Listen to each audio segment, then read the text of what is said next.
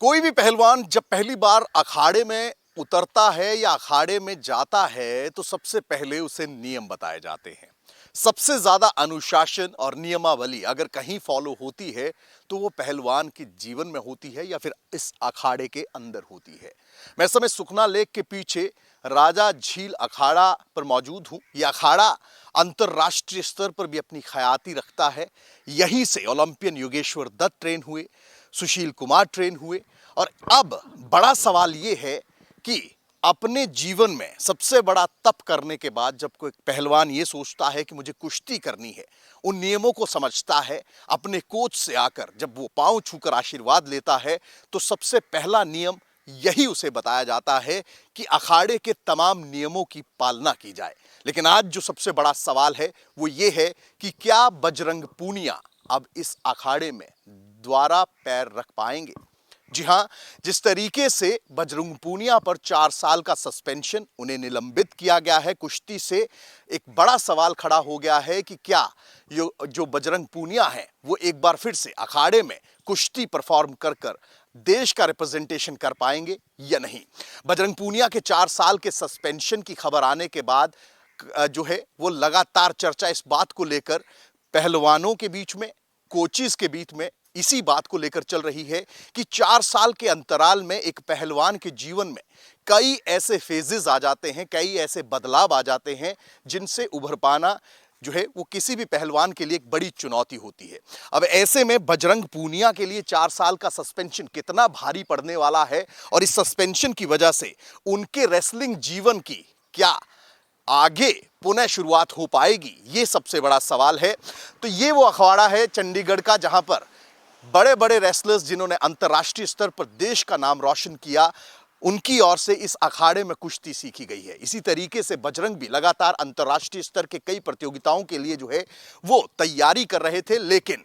Anti dope disciplinary panel की ओर से दोषी पाया गया बजरंग पूनिया को, क्योंकि उनकी ओर से प्रतियोगिता में जाने से पहले डोप टेस्ट कराने से साफ इनकार कर दिया गया। अब एंटी डिसिप्लिनरी जो डोप डिसिप्लिनरी पैनल है उसका काम क्या रहता है? एंटी डोप डिसिप्लिनरी पैनल वो पैनल है जो कि खिलाड़ियों का अंतर्राष्ट्रीय स्तर पर मुकाबले में जाने से पहले वो डोप टेस्ट करवाकर जो रिजल्ट्स हैं उसके मुताबिक, यानी कि अपनी शारीरिक क्षमता के तहत आप प्रतियोगिता में उतरें, आपके शरीर के अंदर, आपके रक्त में किसी तरह का कोई ड्रग, किसी तरह का कोई स्टीरॉयड, किसी तरह का कोई ताकत बढ़ाने वाली दवाई ना हो, ये इंश्योर करना है। क्योंकि खेल की भावना से खेली जाती है और ये टेस्ट इसीलिए जरूरी हो जाता है कि एक खिलाड़ी जब अपने प्रतिद्वंदी के सामने उतरे तो वो उसी शारीरिक क्षमता के साथ उतरे।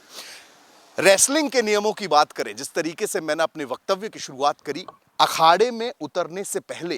नियम साफ समझा दिए जाते हैं, खिलाड़ी को बता दिए जाते हैं। इस अखाड़े में उतरना ही सबसे बड़ा नियम है, क्योंकि जब कोई भी खिलाड़ी, कोई भी रेसलर अखाड़े में जाने का फैसला करता है, पहलवान बनने का फैसला करता है, तो नियम कोच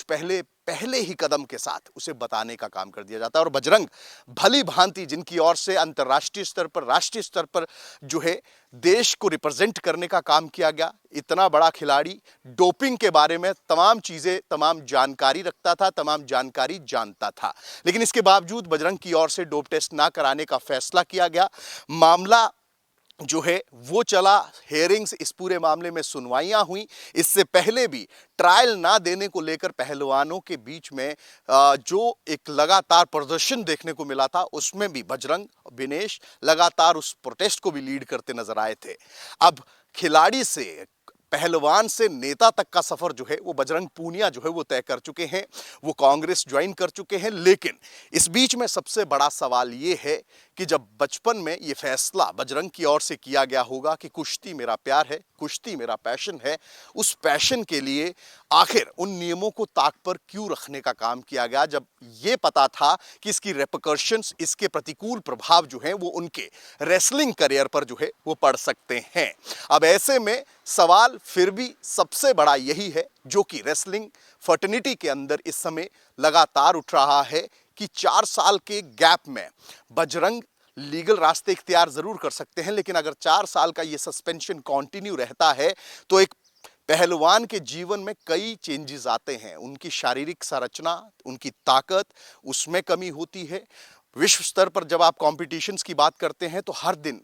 दिन एक नया पहलवान किसी दूसरे देश में तैयारी कर रहा होता है ओलंपिक्स जैसी प्रतिस्पर्धा की, और नए नए युवा जो हैं वो इस खेल में लगातार जो है वो इंटरेस्ट दिखाते नजर आ रहे हैं। भारत की अगर बात करें तो कुश्ती हरियाणा की रग रग में बसती है। अब ऐसी परिस्थिति में बजरंग के लिए सबसे बड़ा सवाल ये है कि अपने पहले प्यार, अपने पहले पैशन रेसलिंग में जिस तरीके का 4 साल का प्रतिबंध उन पर लगा है, क्या बजरंग फिर से 4 साल बाद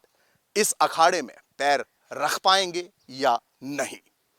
कैमरा पर्सन जतिन के साथ विपिन परमार, इंडिया न्यूज, चंडीगढ़।